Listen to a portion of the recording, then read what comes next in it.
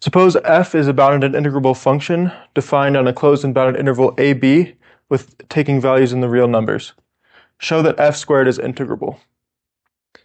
To do this, we're going to have to unpack the upper and lower sums of f squared for a given partition of our interval ab, and then show that the difference between the upper and lower sums goes to 0 as we take a sequence of finer and finer partitions. And this would mean that the true value of the integral is equal to either the limit of the upper and the lower approximations, which we want to show are actually going to converge to the same value. So unpacking this mathematically, we want to consider the limit of the difference between the upper approximations and the lower approximations, okay, where Pn is a partition x1, xn, which is equal to b. Pn is a partition of our interval. So we have our interval ab. We partition it n times x0, x1, x2, etc. Or sorry, this is x0, x1, x2, x3, etc. This is our xn.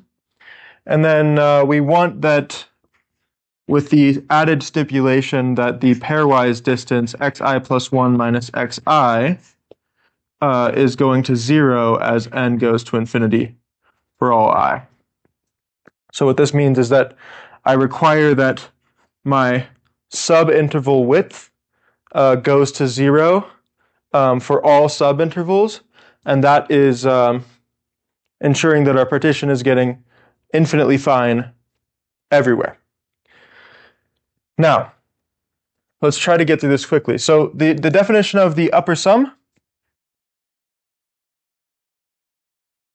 is going to be the summation of the max over the subinterval of f squared of x times delta xi, where delta xi is my subinterval width,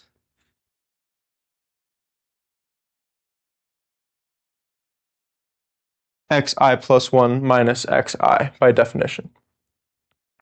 Subtract the lower sum.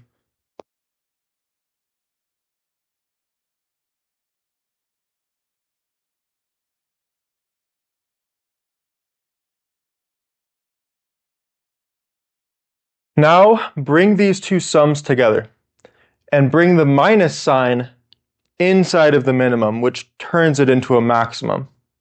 Okay? Think about why putting a minus sign inside of a minimum gives you a maximum. Geometrically, if I start with a function and then I take its negative, I'm essentially reflecting it across the x-axis. And so its minimum becomes its new maximum at the same point. However, they're obviously related by a minus sign.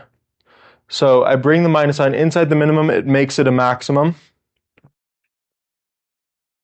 And then bringing the sums together and the maximums together, I have this summation is over the partition, the indexing of the partition. I have max over x and y in the subinterval xi to xi plus 1 of f squared of x minus f squared of y delta xi. Now I'm going to expand the square here.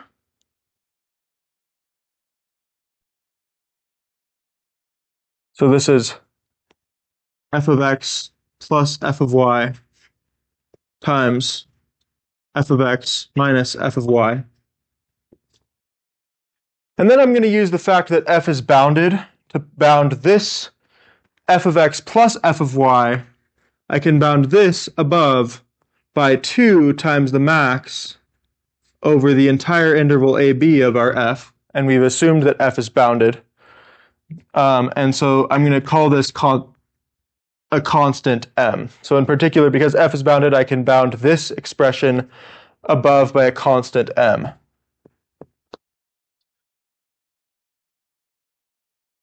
These are all equal signs so far. And now we have a less than or equal to sign.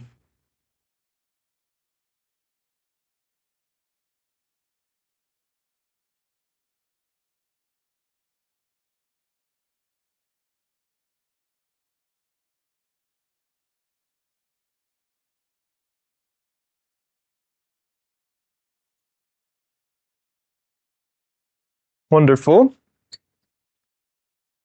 And now we're almost done. We just pull out the m. So we just pull out the m from this expression and recognize this expression when I bring the maximum back, when I split the maximum back over the minus sign, then it's going to become a minimum. I'm going to do the opposite of what I did initially. And so I'm going to have max of f minus min of f over the subinterval. This is precisely equal to, by definition, limit as n goes to infinity of m times the upper sums of f, Pn, minus the lower sums of f, Pn,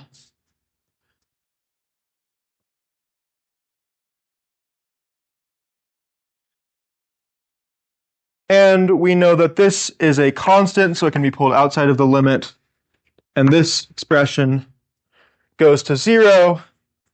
So we've shown that this is bounded above by 0, but notice that we've shown that this is bounded above by 0.